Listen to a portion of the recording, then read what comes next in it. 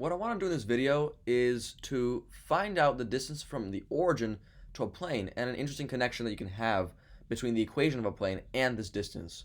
First of all, I want to give a shout out to Melissa and Lily who requested this video and who asked for the shout out, so hope this helps. Let's start by, well, first of all, drawing ourselves a plane. That might be helpful. So the plane, it really doesn't matter where it is or what its size is, but as long as we have one condition, which I'll mention quickly soon, we'll be able to find this interesting relationship. So consider this plane here called alpha. And alpha, oh, that was a terrible alpha. Alpha has the equation right here. It has ax plus by plus cz. And I'm just going to color code each of these, so I'm just writing the colors in order so I don't have to switch between them all the time, equal to d. And you should know this. This is the standard form of a plane, the standard form equation of a plane. Now, consider, in our case, a vector n hat, which is a unit vector. And it's the perpendicular normal vector. And it'll have the coordinates a, b, and c. Now, this is, of course, going to be a unit vector, so it's magnitude, right? First of all, that's our first important note here to mention. Let's write note. Magnitude of n hat equals 1. But expanded, it's going to equal the square root of a squared plus b squared plus c squared, right? And that's just simply the algebraic expansion of the magnitude of a vector by definition. And so that's going to be important to note, and I'll explain why later on. So with all this out of the way, we're told that the value, absolute value of d, so d, in this case, where a, b, and c are unit vector components, the absolute value of d can be interpreted as the distance between the plane alpha and some point. But which point? And, well, I already spoiled it for you folks. It's the origin. But we're going to try and find out why that's true. Another thing we should note is that since we're talking about distances between points and planes, it might be helpful to, of course, recall our formula for the distance between a point and a plane. So I'm going to write dist for distance between a point P and a plane alpha, which I'll still write in the same color here, in alpha. It's going to be equal to, right? And I'm going to write this long expression out here, and I'll actually copy and paste this because it's going to be the same formula, you'll see. It's going to be AXP, where P is some point.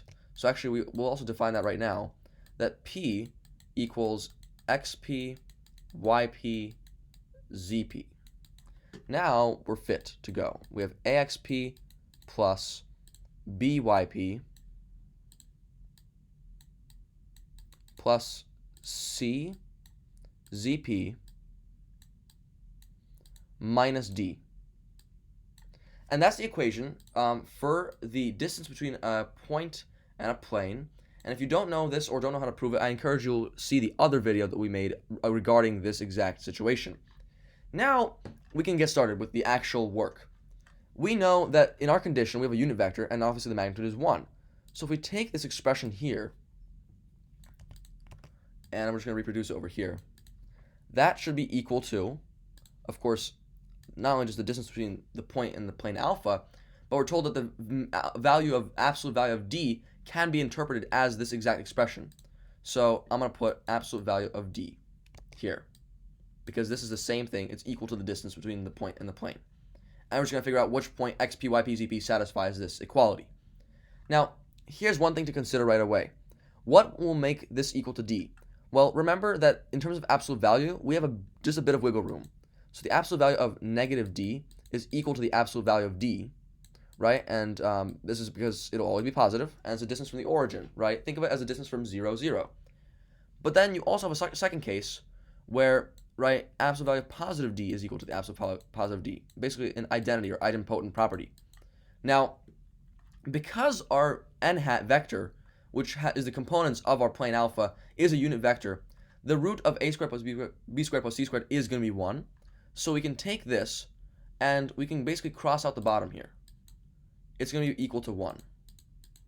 And thus, we get ourselves just isolated axp plus byp plus ccp minus d is equal to the absolute value of d. Now, you might be worried about having absolute value on both sides, but I assure you that there's nothing to be worried about here, because right away, you might notice an interesting phenomenon. If you look at the xp, yp, zp coordinates, if xp, yp, zp, right here, is equal to 0, 0, 0, then notice how x is 0, so this cancels out, y is 0, this cancels out, and z is 0, so those cancel out, and you're left with just the absolute value of negative d is equal to this absolute value d. And, well, guess what? We literally just said that that's true right here. Therefore, right, the origin, I'm going to write this out in full, therefore, the origin, or the point 0, 0, 0, is the point where, and we're going to write out the distance formula, this distance expression again, dist, as we use the notation here. Distance from P to our plane alpha is equal to the absolute value of d. Now, this should make sense to you, because this is a unit vector, this one here, n hat, ABC, and so again, this bottom denominator here cancels out because it's just a 1. So any fraction over 1 is just that numerator. And then we realize that plugging in 0 for x, y, and z can just give you the absolute value of negative d, which is the same value as the absolute value of d. And so what I want to do now is I want to just try a brief example. So this point works. We now know that the origin is a point that works. So then how do we find out the distance between the origin and some plane, such as this one I'm going to write here? I'm just going to write 3x plus 2y minus z equals 13, right? And let's just define this plane as plane beta, because we had alpha. Now, in this case, let's see. The normal vector should be, so let's just say n hat in this case, should be equal to 3, 2, negative 1, right? This is a negative 1z. But clearly, if you can see this in your head, the magnitude of this is not actually 1. So this is not an n hat. This is just an n. But we want it to be n hat because we want to find the distance between a plane like this with the same directional component and the origin. And so what we're going to do is we're going to take the magnitude of n, which is going to be equal to the square root of a squared plus b squared plus c squared, which is negative 1. I just plug these values in right away. I'm just going to say here a equals 3, b equals 2, and c equals negative 1, just in case you have trouble following along. Now, using mental math, of course, we're going to get here that 3 squared, well, that's 9, 2 squared is 4, and well, negative 1 squared is just 1. And so you end up getting root 14, and that's the magnitude. Now, remember that any vector that's a unit vector can be written as the actual non-unit vector divided by its own magnitude, right? That's one of the definitions of the unit vector that we used. Therefore, if we take the, we can make this equal to same thing as v times 1 over magnitude of v. In our case, magnitude of v is equal to root 14, and v is equal to 3, 2, negative 1.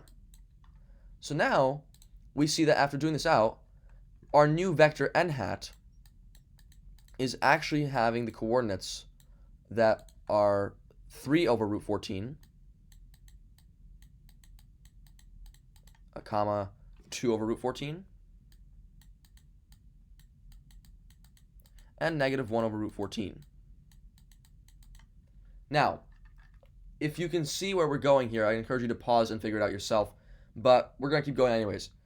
Because this multiplication of 1 over root 14 is a common multiplier, we can multiply this entire equation beta, which I'm just going to reproduce down here, right here.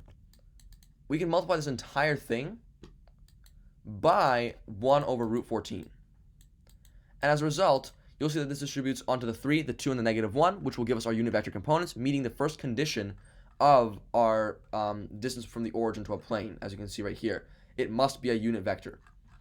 And so what we end up getting is we have this distributed, so this doesn't even matter here. I'm going to take 1 over root 14 of this entire right-hand side, or left-hand side, 3x plus 2y minus z is equal to 1 over root 14 times 13 is what? It's 13 over root 14. And just imagine this distributed among all these terms, and you'll understand that this is the unit vector component. So now, let's see. Is it unit vector components? Well, yes, we just said it was. So I'm just going to check that off, just making sure we can be sure of our steps. That's it. If it's a unit vector, then the absolute value of d, which is this over here, it should be equal to the distance from the origin. Now, if you'd like, you can actually take this scaled plane and put it into GeoGebra 3D calculator, and then calculate the distance between that point of the origin and the plane itself. It's a perpendicular distance, of course, and you should probably get the same result, unless you type something wrong, and, well, God forbid I did something wrong in this video. Now, here is something I want to find out as well. Why is it that this works? Isn't 1 over root 14 multiplied by 3x plus 2y minus z a completely different plane? Well, no, you just noticed here that we have 1 over root 14 here and 1 over root 14 here. If we multiply by root 14 just on its own, on both sides, then obviously these would cancel out and you get the exact same plane. Therefore, what you may notice is that the planes might not be the exact same position, right? They have, this one's going to be slightly closer to the origin, right? Having that distance of 13 over root 14, and it has unit vector components. But the directional component, and this is why I kept the 1 over root 14 factored out, because it's much easier to see that the directional components here are the exact same, and that's one very important thing to not lose sight of. The other thing I want to warn you about is this. You might mix up this d over here as being the ax plus by plus cz equals d. But no, this d is not equal to the absolute value of d that we're being asked. You must always check to make sure that the vector components here of a, b, c are always going to be unit vector components. Otherwise, it will not work. And we can actually try to see if that works or not by kind of giving us another example. So yes, just make sure that you never lose sight of the fact that this value here is not the absolute value of d that we're looking for.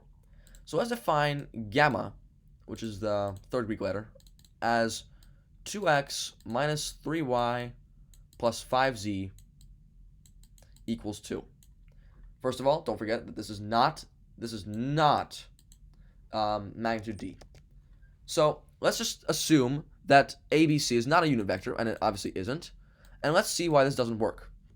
So if we take the distance between this point and the plane, I'm gonna quickly take that same equation here, the formula. I'm gonna just find it. Here we go. If I just take this entire part, I'm a bit lazy. I don't want to keep rewriting it for the sake of time. Right here, like this. Then right away, you might notice that A, B, and C are non-unit components.